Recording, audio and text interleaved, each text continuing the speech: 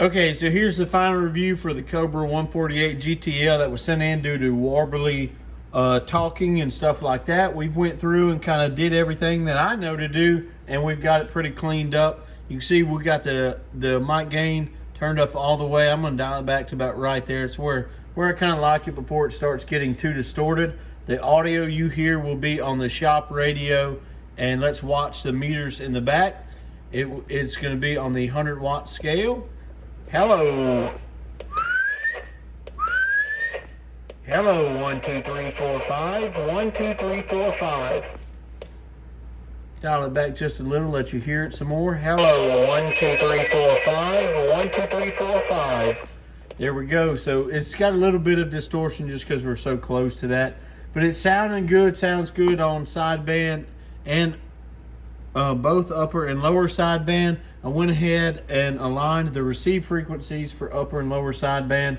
Your voice lock needs to stay right here as much as you can. Playing around with it, I found I didn't have to go any further than this 10 o'clock position or this 2 o'clock position to tune them in. I would say if you have to go any further than that, it's their radio, not yours. I would keep this somewhere in this neighborhood when I'm talking. But other than that, this radio rocks and rolls. So we're gonna go ahead, turn it up. I like to keep my SWRs,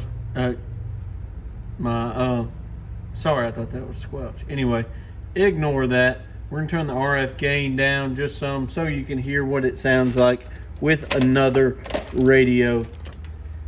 Hello, 1, 2, 3, 4, 5. Hello, 1, 2, 3, 4, 5. Corncob CB shop, got her done. 73. Yep, that's gonna do it, guys. Easy amateur radio, Corncob CB shop, got the Cobra 148 back in working order, back on the air. One of our favorite things to do.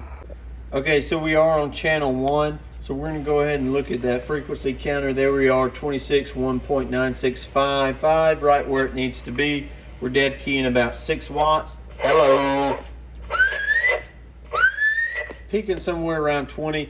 It's important to remember that these Cobra 148s don't have an internal modulation knob. You can't just go in there and twist and turn the modulation up. You kind of got to get it back to factory settings and then just tap it. And I think that's where the distortion came from on this radio, that somebody went in there and just started cranking knobs and didn't really know what they were doing. Luckily, the audio limiter and stuff were still intact, so I wasn't worried about that blowing it out. Let's go do some sideband tests. 76, John, make this trend out there in California. 73, God bless.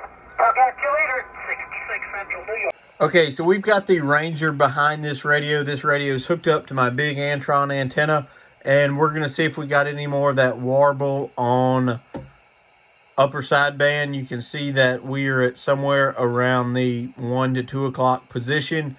Upper sideband, it's going to be a little distorted just due to the nature of sideband. Let's hear it. Hello, 1, 2, 3, 4. 1, 2, 3, 4. Audio check. 1, 2, 3, 4. Cobra 148 GTL upper sideband.